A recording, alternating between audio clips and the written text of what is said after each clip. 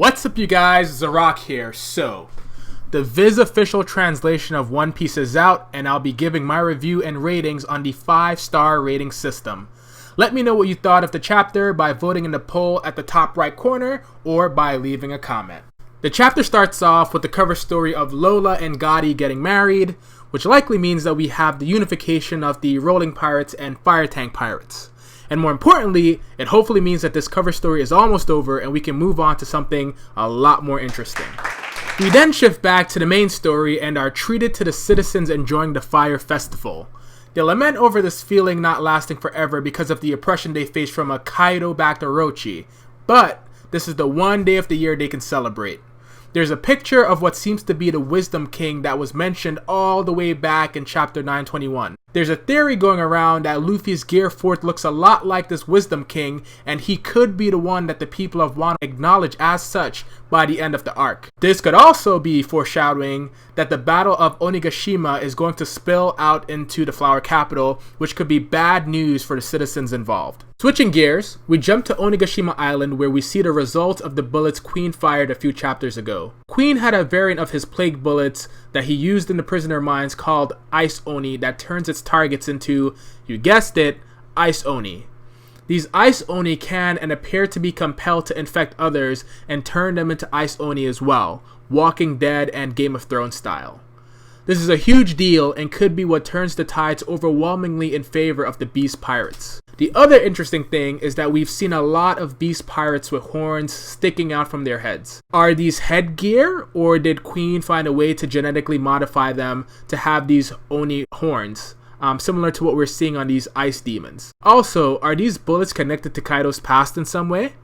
Maybe we'll find out in a few more chapters. Luffy and Sanji are fighting their way up to the roof where Kaido is, but are running into multiple fights. They even run into a Smile Devil Fruit user, Briscola, who is able to spawn a gorilla from his hand. I said it before and I'll say it again, it's the most useful Smile Devil Fruit we've seen so far. He's able to throw a powerful punch as Sanji is trying to get Luffy not to jump into every fight he sees so he can conserve his strength for Kaido. Luffy says it would take him too long to fight all of them by himself, but fortunately for them, Jinbei bursts onto the scene with a shark brick fist to take out Briscola. He then says he's also come to escort Luffy to Kaido so he can conserve his strength. Jinbei and Sanji exchange some words and the fight to get to Kaido continues. Elsewhere, King is receiving intel from Bao Huang on the whereabouts of Shinobu, who's running with Momonosuke, and Yamato, who's trying to follow and protect them. King announces to the Flying Six that this chaos is a Kozuki family rebellion and to bring him Momonosuke's head. Shinobu and Momonosuke are then immediately bombarded by shots from Sasaki and his armored division. Shinobu's shot in the back with multiple arrows, and one of the armored division,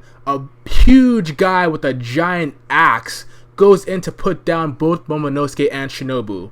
Fortunately, Yamato knocks the guy away with her club to set up a Yamato versus Sasaki and the armored division fight. Yamato should be able to handle Sasaki on her own, but she may need some assistance with the armored division, so maybe a Straw Hat will come in to give the assist. And finally, we get to the main event.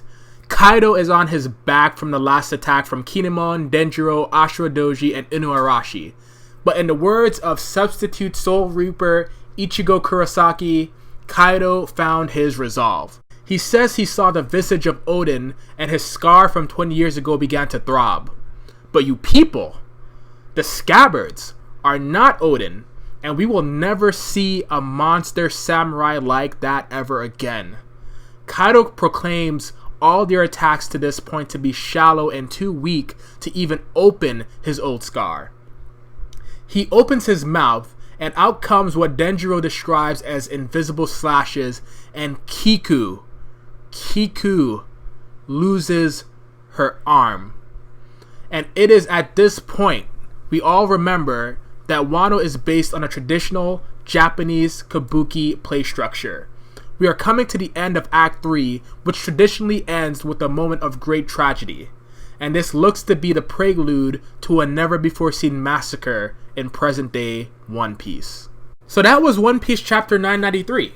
Be sure to leave a rating in the poll at the top right. There was a lot of setup in this chapter that will undoubtedly pay off sooner than later.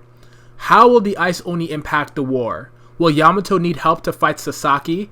And most importantly, did we and the scabbards underestimate the Yonko?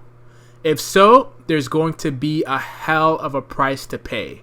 This week's One Piece, by its own very high standard, is a solid 3 out of 5. Be sure to like and share the video, comment and subscribe to Zorawk. See you in the next one. Bye-bye.